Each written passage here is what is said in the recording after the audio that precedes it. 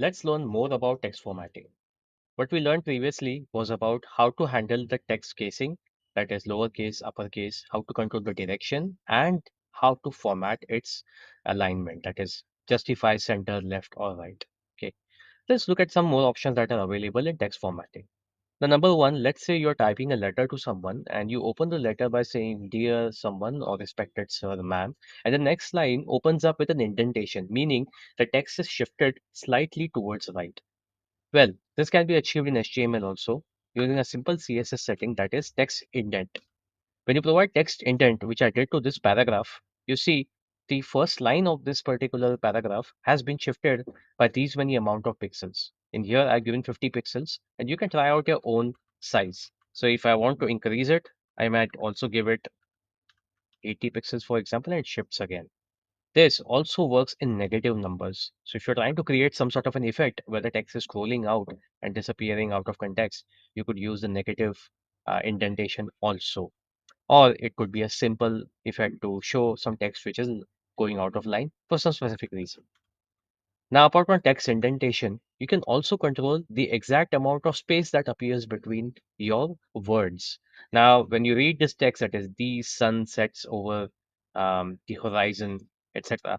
Okay, and it has this tiny space between it. Some people might have reading disabilities, or in certain cases, it is also a design requirement to control the breathing space or having a focused read of words. You can introduce something known as word spacing. In word spacing, if you can see, I've introduced a 10 pixel gap which appears between every word over here. If I try to increase this gap, this becomes much more visible. Now, yes, it looks slightly ugly when you have such a huge gap between words, but what if this was a collection of words representing certain tags or maybe representing certain set of words which are set of names which you did not want to separate by commas but wanted to be prominent to read? Yes, the choice is yours, but however, this effect is only useful inside text type elements. Similar to word spacing, you also have letter spacing. Now, letter spacing allows you to actually create larger gaps in your letters. So this is a 5 pixel gap between every letter over here. To make this much more understandable, I'm going to comment the word spacing. And you realize there's a lot of space introduced between every alphabet of every word. Similarly, you can also play around with the line height. The line height is basically the height consumed by every line that is displayed in your paragraph or any other text type element. So let's say we have a line height which is set to 25 pixels, and you see there's a visible white space gap between every line of this paragraph. This could be again a decision based on design, so it's only if you need it, and by default you can keep the line it is. Now, if I reduce it down to 5 pixels, which is very much less than the size of the font itself, this appears to be like a crumpled text on its own. It appears as this has been ciphered into something. Yeah, you can also create that effect using this. So if I use 15 pixels, which looks very much closer to the size of the font, and there is just a 1 or 2 pixels gap between them, which also helps you guess the size between the font. But remember, line height also corresponds with how much the size of the font itself is. So line height should not be less than the size of the font, otherwise your lines will appear overlapping one above the other. Okay. Now, similar to white spacing, line space, line height, and letter space and word space, there is also something known as white space management. Now, white space management is basically about whether to display all the text within the same line or should it be displayed on different paragraph or different lines. So there is a setting called white space, and when you apply this property called white space and provide the input that is no wrap, what it does is it basically displays everything on the same line. And you see the text has gone on the horizontal scroll over here, but you also notice that the size of this black patch corresponds with the size of the screen, which means this is the actual content that will be displayed, but the screen size extends for the overlapping text. This can be also taken care of by using overflow property, and you provide overflow hidden. It immediately hides the content, and there is no more scrolling available over here. See, there is no scroll bar on the screen. This means you have basically made it a no wrap, but also you have hidden all the overlapping text in this particular element. Next effect is the text shadowing effect. Now let's take an example of this one particular heading which I've introduced at the end. It's a default heading with a color black set to it. And I've also created a custom class for it. Let's say we are going to declare a text shadow for this.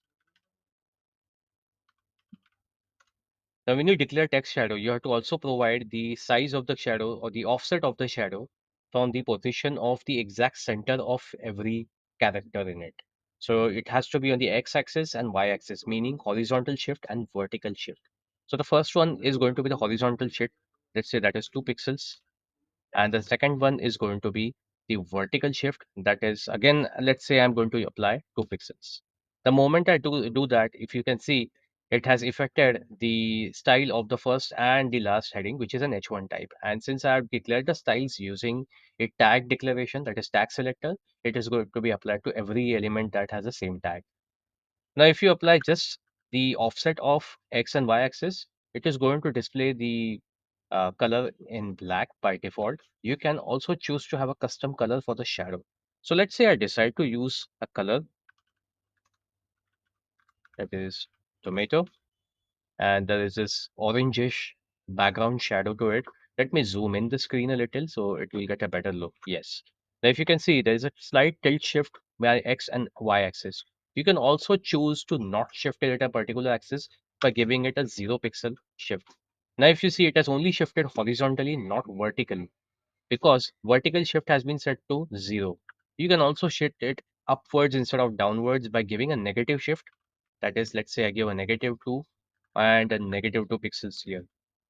Now, I have used an example of 2 pixels to give you a better understanding. You can also increase the size of the offset and you get a text shadow effect, which is based on whatever style you want. And this is, of course, you've seen something like this on magazine covers and sometime as an overlay text styled on some photograph or a picture.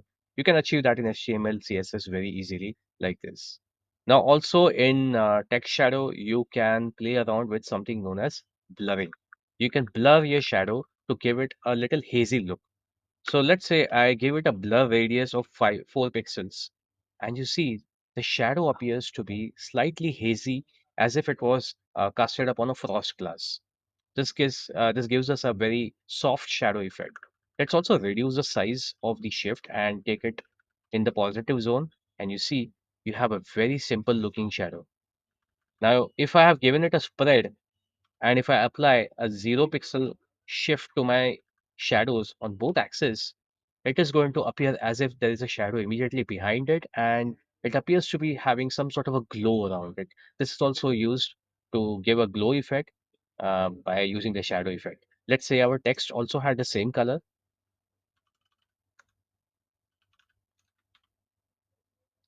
and it feels like this has been painted using some sort of a spray paint and some sort of a stencil on a wall or any canvas.